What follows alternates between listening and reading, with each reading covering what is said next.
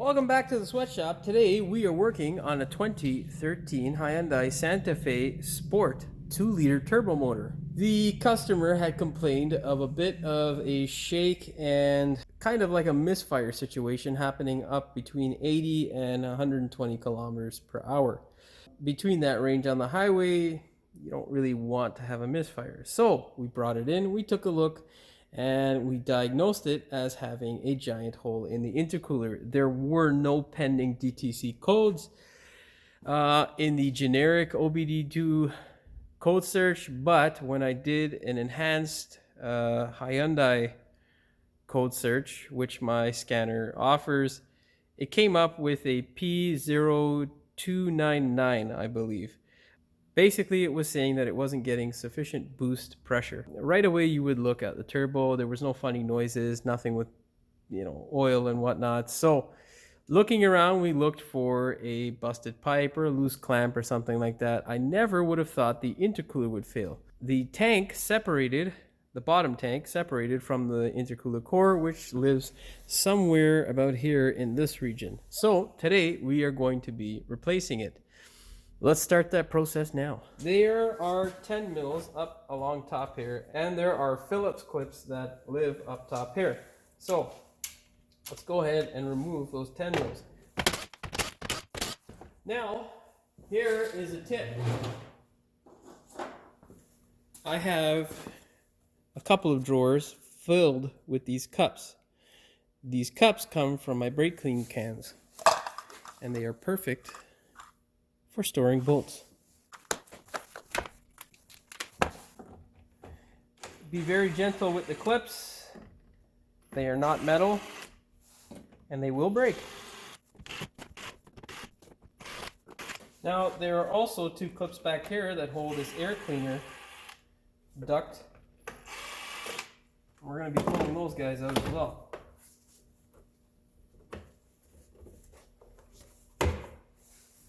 Place the duct on the floor or out of the way. A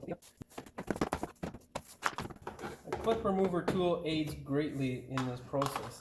Now, I don't see any way to get this intercooler out without removing the front bumper. So what we are going to do is exactly that. The next step for us is to remove the 8mm bolts that hold the bumper to the fender on either side. Then we're going to put it up in the air and remove all the fasteners on the bottom side of the bumper. Let's get started. Once you do that, you can attempt separating the bumper from the fender clip. Just be really gentle. What you can do when it doesn't want to come off is knock it like that. And that'll usually help it come loose. Now, let's send her up. Now, what seems to be holding the bumper underneath here is just this here and this here. So we're going to remove those two clips on this side as well as the other side. From the center, it is free. So go ahead and do that. Now, in order to access the clamp for the lower intercooler pipe, we will need to remove the under tray from the engine. So let's hit it. Now, there is the intercooler clamp here, and here are the tabs on the opposing side. It's going to be quite a bit of a pain in the ass to get a vice grip in there, so what we are going to do is use our clamp tool. Squeeze! And rotate. Now, oh god. Now begins the process of trying to get this thing back. Now you can get a pry bar to aid you in this process. Just gently. And once you get past the neck, rotating it helps. But you want to be very careful when rotating it, because if the clamp comes off the tool, it'll bust your fingers wide open. Release. Next step, grab it and try to wiggle it off. Oh my god! Yeah, about that. Employ the help of the pry bar again, and just a little bit. Yeah, you just want to squeeze it around slowly, and just a very little bit. You do not want to be aggressive, because if you damage the plate, oh, look at all that corrosion coming out, bud. What? Nothing like the smell of corrosions. Get the pry bar as flat as you can against the pipe. And work it loose like so. Okay, that's fairly loose. It's just not off yet. Just keep battling with it. It's a fucking pain in the dick, okay? Yeah. You do the twisty motions. Oh, fuck it. You know what? Fuck it. We'll do it afterwards. Next step, remove the front bumper. Just be sure that you have removed all the fasteners, because if you haven't, it's not going to be fun. Second thing you can do is brute force. It's usually not the best of options though. Now, just wiggle it off nice and slowly. Once you get to this point, you should be able to get your hand down inside here to disconnect the fog light connector. Okay, that's one. Now, we'll get the second one.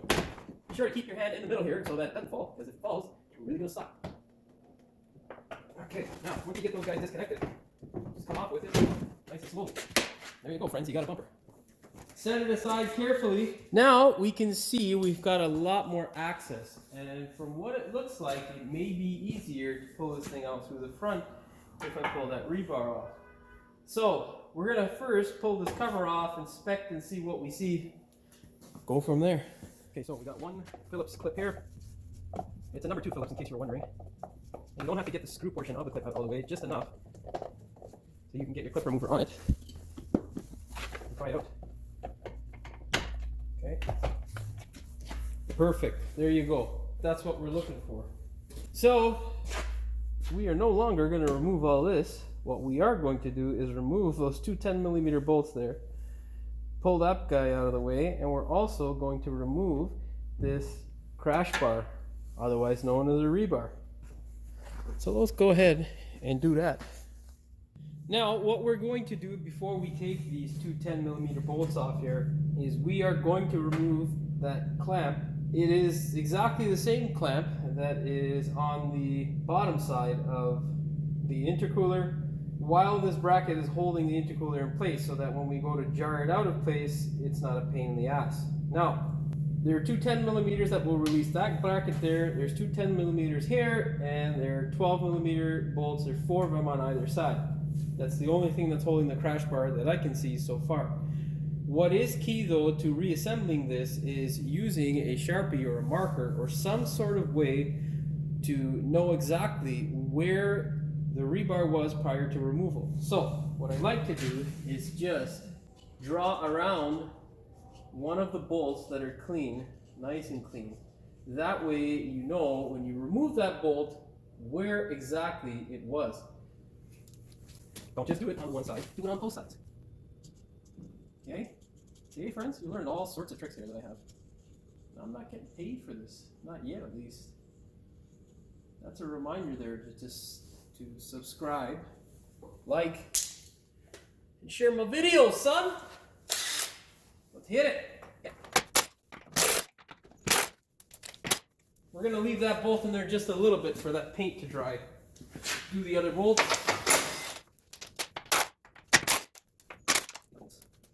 Now get your clamp removal tool and remove the clamp. Once the clamp's removed, try to wiggle this hose free. The upper one should be quite a bit nicer because it doesn't look like it's catching as much salt. Okay, we have the upper one free. We're going to remove the rebar now, and then we're going to remove this ducting. Why we are removing this ducting is because on the opposing side there is a clip that holds electrical wire. So we don't want to break that clip and zip tie it and then look like a butcher. So we're going to do it the right way.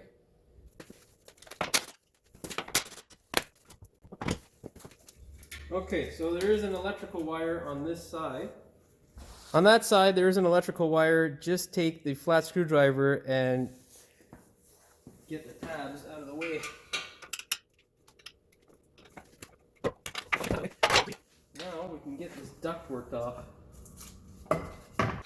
Two 10mm up at the top here. Oh, look at that. Hit a rock. That's the face one. Okay. Alright. Now, just push the intercooler over to the side, get your needle nose on the clip, squeeze, and push it through.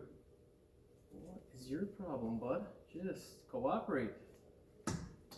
Alright, that's that. Just twist it forward and lift the intercooler. Oh my god, out of place.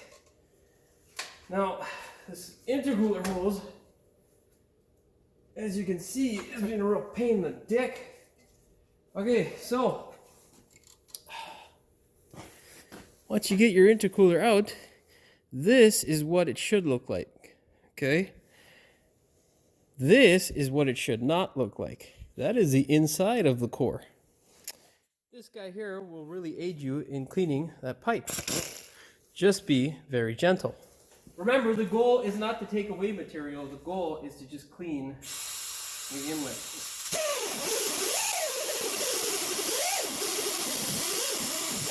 Now, you should not smell rubber burning. If you do, put the tools down. Now, you want to touch it, feel it, and make sure there's no specks of aluminum in there. Stick your cloth and fingers in there as deep as possible to get whatever is left out of there. And let's show you a shot of what that guy looks like there now.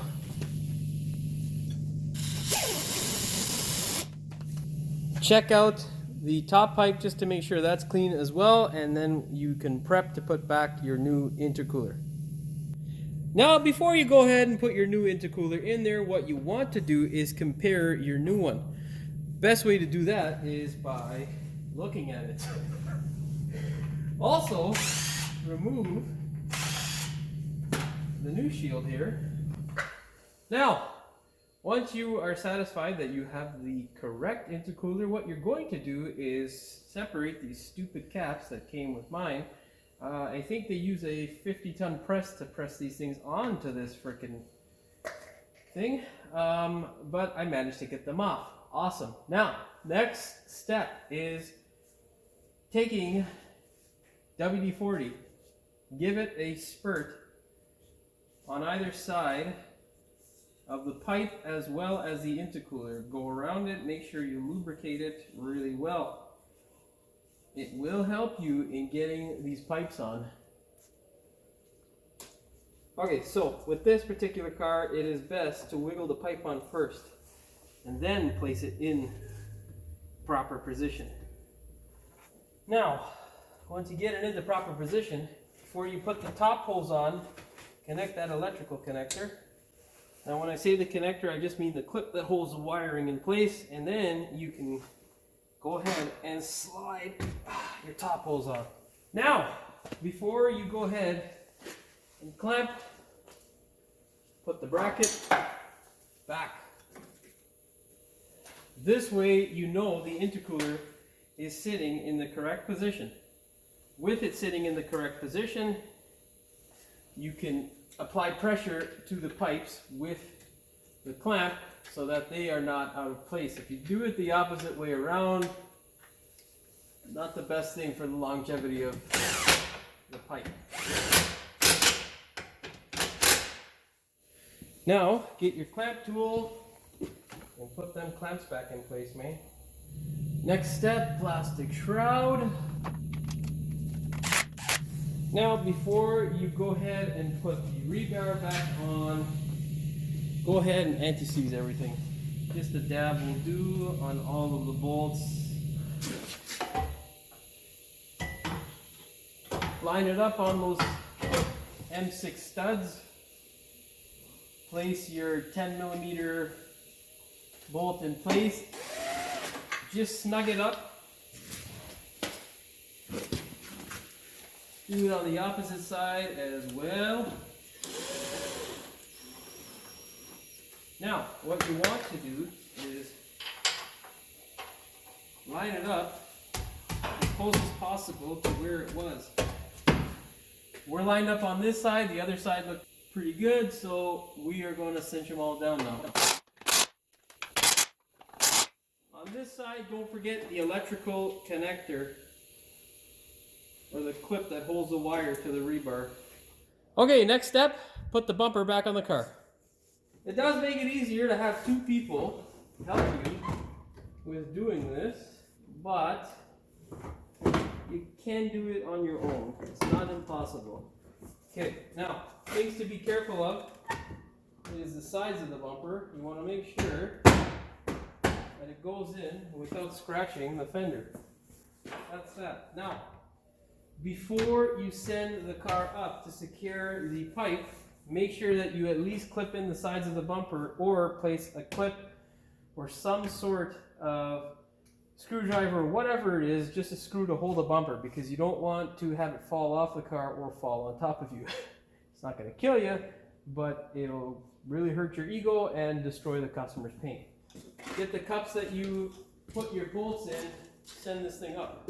Okay, now all that's left to do on the intercooler side of things is put that clamp back. So let's get our clamp tool and hope to God we can slide it over here. Oh, thank you, God. Clamp it. Wiggle the holes on the place and make sure that that clamp doesn't slip off and your fingers don't get busted. When you have the clamp to this point and you cannot slide it over because it's being a royal pain in the ass, get a vice grip. Line it up appropriately and give it a twist. There you go. There you have it, my friends. We have installed an intercooler in a 2013 Hyundai Santa Fe 2-liter turbo sport. This here is definitely an upgrade because this one is a working intercooler. Next step, put the engine tray back in place.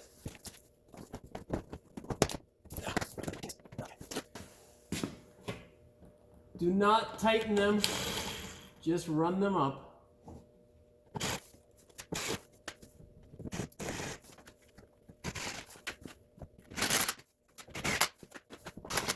Now you can go ahead and run them all home. Next step is to put the splash guard back in properly. What you want to do is slide this portion up above the bumper and then have that lowered portion, the tab portion there, out so you can clip it in properly. Don't forget to do it on the other side. Also, don't forget to put the sides in. That'll really help it fit together normally.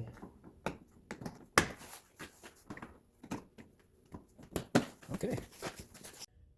Now, don't forget that black cover that we took off earlier.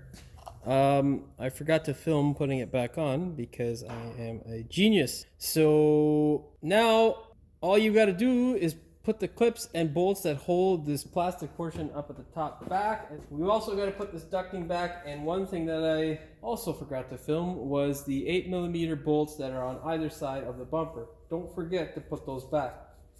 Okay, let's do it.